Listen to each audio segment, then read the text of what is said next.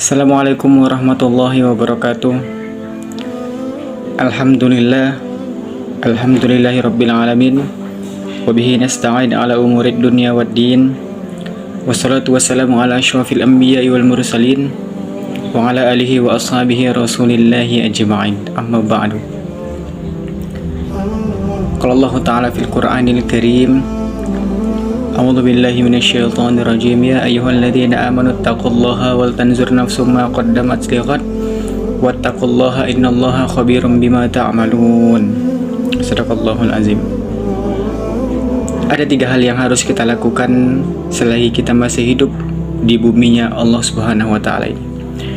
Yang pertama adalah bersyukur kepada Allah Subhanahu wa taala atas nikmat karunia-Nya yang diberikannya kepada kita selaku hambanya yang beriman kepada Allah Subhanahu wa taala.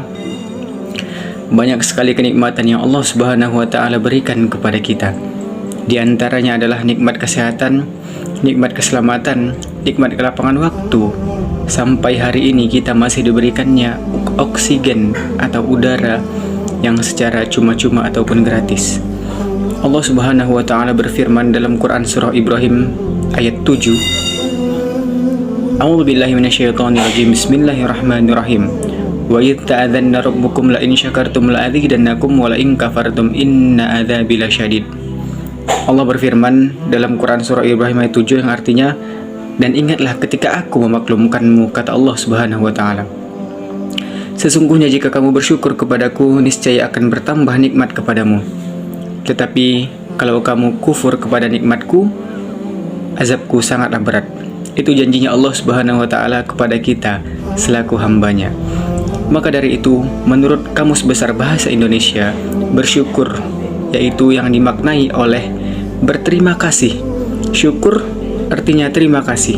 Syukur kepada Allah Subhanahu wa taala sama saja kita berterima kasih kepada Allah Subhanahu wa taala sampai saat ini kita masih diberikannya hidup untuk senantiasa beribadah kepada Allah Subhanahu wa taala. Itu hal yang pertama harus kita lakukan. Yang kedua adalah yang harus kita lakukan yaitu bersolawat kepada Rasulullah Sallallahu Alaihi Wasallam, kekasihnya Allah Subhanahu Wa Taala. Salah satu manusia, seorang manusia yang paling mencintai Allah Subhanahu Wa Taala, dan manusia ini pula yang paling dicintai oleh Allah Subhanahu Wa Taala. Dialah yang bernama Muhammad Sallallahu Alaihi Wasallam dengan melafazkan Allahumma sholli ala Sayyidina Muhammad wa ala alihi Sayyidina Muhammad.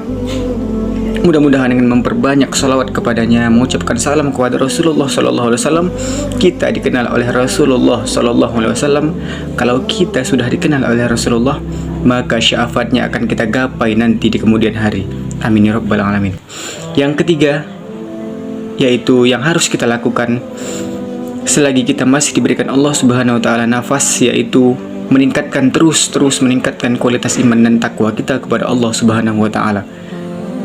Kalau kita meningkatkan terus hari demi hari, minggu demi minggu, bulan demi bulan, tahun demi tahun, meningkatkan kualitas iman dan takwa kita kepada Allah, insyaallah kita akan menjadi penghuni surganya Allah Subhanahu wa taala. Amin ya rabbal alamin. Pada kesempatan yang berbahagia ini saya akan menyampaikan sedikit ceramah singkat, yaitu tentang ciri-ciri orang yang kehilangan Allah Subhanahu wa taala di dalam hatinya. Ada ciri-cirinya seorang manusia yang kehilangan Allah Subhanahu wa taala di dalam hatinya. Salah satu ciri-cirinya adalah antara seorang manusia berbuat baik, antara manusia yang lainnya berbuat buruk, itu rasanya sama saja. Berbuat baik dan berbuat buruk itu rasanya sama saja. Bahkan yang lebih parahnya lagi adalah jikalau satu manusia ini berbuat baik, seolah-olah dia yang paling baik di atas muka bumi ini. Sedangkan orang yang berbuat buruk tadi, dia tidak merasa telah berbuat dosa. Itu yang lebih parahnya, menyebabkan hati kita ini mati. Hilangnya Allah Subhanahu wa taala, hilangnya keberadaan Allah Subhanahu wa taala di dalam hati kita ini. Adapun penyebab, ada 3 penyebab kenapa manusia bisa hatinya ini rusak, bahkan sampai hatinya ini mati, hilangnya Allah Subhanahu wa taala di dalam hatinya. Penyebab yang pertama adalah Rasulullah Shallallahu Alaihi Wasallam mengajarkan kepada kita, yaitu tentang janganlah banyak berbicara. Terlalu banyak berbicara, apalagi membicarakan orang lain, membicarakan keburukan orang lain, membicarakan tidak ada manfaatnya untuk manusia lain, membicarakan seolah-olah dia yang paling benar sendiri, membicarakan aib saudara kita. Rasulullah SAW mengajarkan lebih baik kita berdiam diri ataupun diam menutup mulut kita daripada kita mencemooh orang lain dengan lisan kita. Itulah yang diajarkan oleh Rasulullah SAW. Salah satu penyebab yang membuat hati kita ini keras, hati kita ini rusak, hati kita ini sampai mati, hilangnya Allah Subhanahu wa taala. Itulah penyebabnya. Bi khairil qillah, bi khairi qillah. Orang yang banyak berbicara adalah orang yang sulit berzikir kepada Allah Subhanahu wa taala. Bi khairi qillah, sulit berzikir kepada Allah Subhanahu wa taala. Itulah manusia yang paling banyak berbicara, sering membicarakan yang tidak bermanfaat untuk manusia lainnya atau bermanfaat untuk orang lain. Salah satu penyebab hati menjadi keras dan rusak. Yang kedua adalah penyebabnya, yaitu menggunakan lisan yang pernah dipakai oleh iblis, laknatullah alaih. Kalimatnya itu ana khairu minhu, ana khairu minhu, aku lebih baik daripadanya.